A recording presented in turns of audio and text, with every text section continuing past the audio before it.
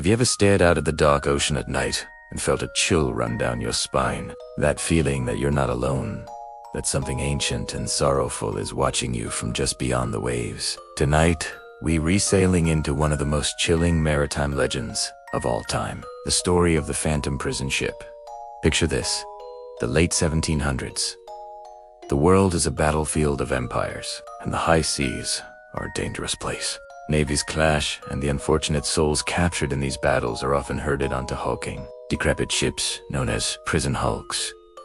These weren't glorious vessels of war anymore. They were floating dungeons, rotting at anchor in harbors, packed to the brim with defeated soldiers and sailors. Among these was a British warship. Let's call her the Crown's Sorrow. Her once proud masts were splintered, her decks stained not with the glory of battle, but with the misery of her captives. The conditions were unspeakable. Men were crammed into suffocating spaces below deck, with little food, foul water, and rampant disease. The air was thick with despair. The groans of the sick and the dying a constant, haunting chorus. Each day was a struggle for survival, and for many, the only escape was death. Then, one day, the Crown's Sorrow was to be moved, perhaps to a new location, or perhaps to be scuttled. Her grim duty finally over. She was towed out from the harbor, a skeletal silhouette against the horizon, laden with her human cargo of prisoners who were too weak or too numerous to be moved elsewhere. But as a storm brewed, a storm of unnatural fury, the tow line snapped. The ship was cast adrift, a toy in the hands of a furious ocean. She was never seen again. No wreckage was ever found, no survivors. Washed ashore, the Crown's Sorrow, along with every soul trapped within her decaying hull, simply vanished. The official records closed the book on the Matera tragic loss at sea, another casualty of the unforgiving ocean. But that's where the official story ends, and the legend begins. Not long after the ship disappeared, the residents of the nearby coastal towns started seeing things. On moonless, misty nights, when the sea and sky blended into a single gray canvas, a strange light would appear far offshore. It wasn't the steady, reassuring beam of a lighthouse, nor the bright lamp of a fishing boat. It was a faint, sickly yellow glow, like old lanterns burning low on oil, bobbing and swaying on the unseen waves. Fishermen, hauling in their nets in the pre-dawn gloom, would stop and stare, their blood running cold. They recognized the impossible silhouette behind the lights. A massive, three-masted ship from a bygone era, its rigging tattered, its foam ghostly and transparent against the dark water. It was the Crown's Sorrow, returned from its watery grave, but the sight of the ship was only the beginning of the terror. As the phantom vessel drifted closer to shore, carried on an ethereal current, another sound would travel across the water, a sound that would haunt the dreams of all who heard it. It was the sound of voices. Hundreds of them, not singing sea shanties or shouting orders, but moaning, crying, begging. Faint whispers carried on the wind, pleading for help, for release, for a single drop of fresh water. Locals would gather on the cliffs, huddled together for warmth and courage, pointing out at the spectral lights. They swore they could hear the clanking of chains, the agonizing coughs of the sick, and the desperate, chilling cries of "Let us out, we are still here. Free us." It was the collective anguish of the prisoners, trapped in an eternal loop, forever reliving their final, terrifying moments aboard their floating tomb. Over the centuries, the story was passed down from generation to generation.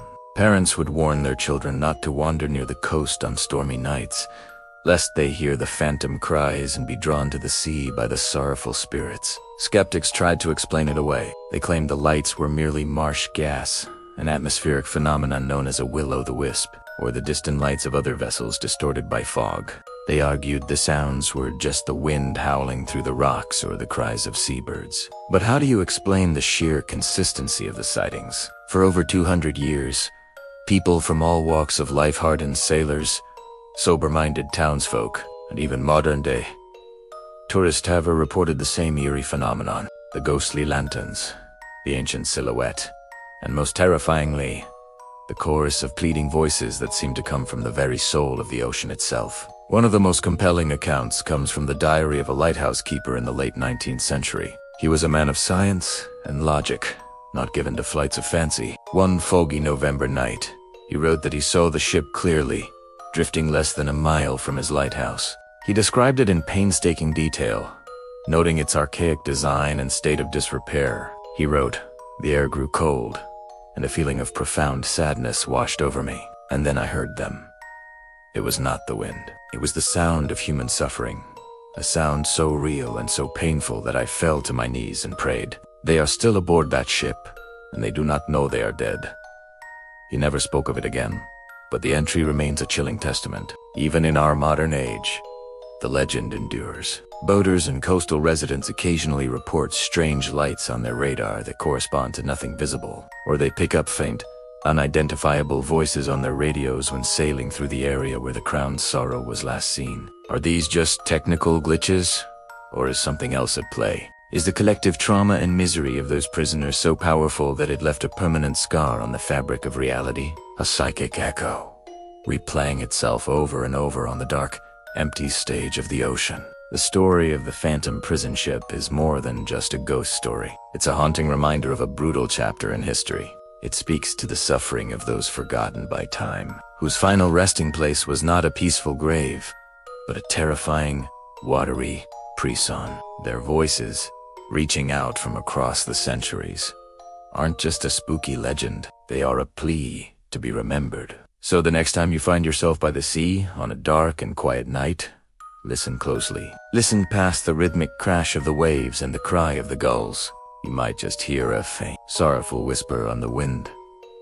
The eternal echo of the lost souls aboard the Phantom prison ship, still begging for the freedom they were never granted in life. Thank you so much for joining me on this deep dive into one of the CS most chilling legends. If you have a local ghost story or a mysterious legend you'd like me to explore, let me know down in the comments. Don't forget to like this video and subscribe for more journeys into the unknown. Stay curious and stay safe.